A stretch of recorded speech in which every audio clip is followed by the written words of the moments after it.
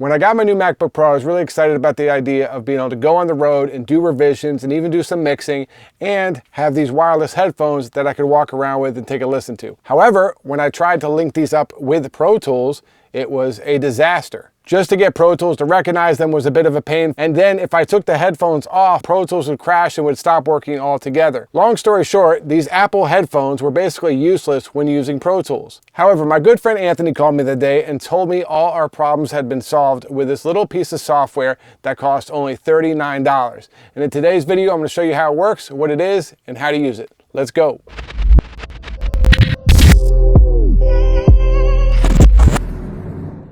All right, guys, so the software you want to download is called SoundSource. It is by Rogue Amoeba. It is a $39 program. You can download it and try it out, and it will work for 20 minutes before it starts making some static noise or dropouts or whatever it is. But you can definitely download it and test it and make sure this works on your system. And this company is pretty good. They've been around for a while. They make audio hijack and loopback, which, you know, if you've been around long enough, I use this a ton to rip things off of Apple Music or something. And then I know a lot of guys have mentioned loopback for routing things inside their computer. So been around for a while, pretty good company. Once you do download it and install it, it will come up in your menu bar. I'm going to take it out of the menu bar just so you guys can see what's going on. And you'll see this. You'll have your output, your input, and your sound effects. So at the source of it, this is what it can do. It can route any output to wherever you want it. Do you want it to go to the headphones? Do you want to go to your iMac speakers?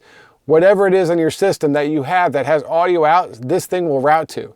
So that's fantastic on its own. Now, this is where it becomes cool for Pro Tools or any other DAW that you want to route things around to. Once you open this, you click on Applications. I already have Pro Tools set up, but all you would have to do, add favorites. If you use Cubase or if you want to use Firefox and route it to Pro Tools, you could use the input and do that. You can do all kinds of things. So, you know, essentially, if you wanted to record an Apple Music song into Pro Tools, you can now do that with this software.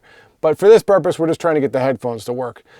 So now it's just Pro Tools. I selected the application, and it's going out to my iMac speakers. Now, if you check out the way I have Pro Tools routed right now through the playback engine, it is going out my iMac Pro speakers. Now, I will talk to you about audio interfaces in a second, but let's just get through this first, because a lot of us are using this on a laptop where we're just using the internal core audio, and this is all we need. So we'll get through this, and then I'll show you how to use it with your audio interface. So now, when I play this, you guys might not be able to hear it, but it is playing out of my iMac Pro, which is right over there. So all I got to do to get my headphones to work now is with a click of a button. Just go to Matty's AirPod Pro Max, click it over, hit play, and now you guys can't hear it, but it's playing through my headphones.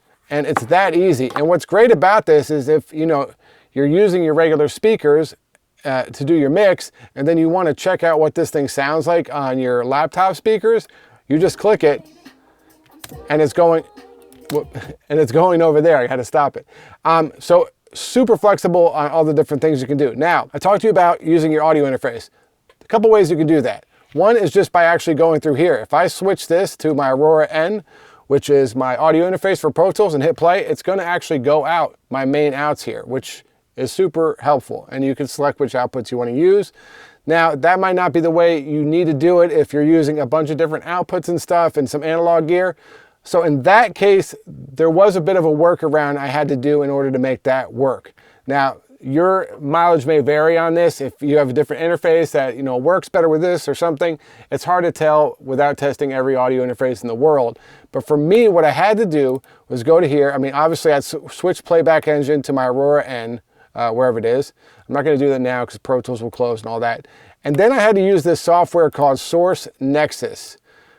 This isn't necessarily a cheap piece of software. This is actually what I use to output Pro Tools to OBS for my videos that you guys are watching. But all I had to do was get this software, go send output to Mac's speakers, and then now it was all working fine. And I could switch, it was coming through Pro Tools, and I could switch it through just like this. So if you want to use, you have to just use your interface, you can still use this and it works just the same way, but you might have to get something like this that will route it out of Pro Tools. So hopefully this video was helpful for you guys. I hope that you'll be able to start listening to your mixes on your AirPods or whatever wireless speakers or headphones you have. Let me know what you think in the comments below. If you need your song mixed or mastered, hit me up at mixandmastermysong.com. Talk to you guys soon.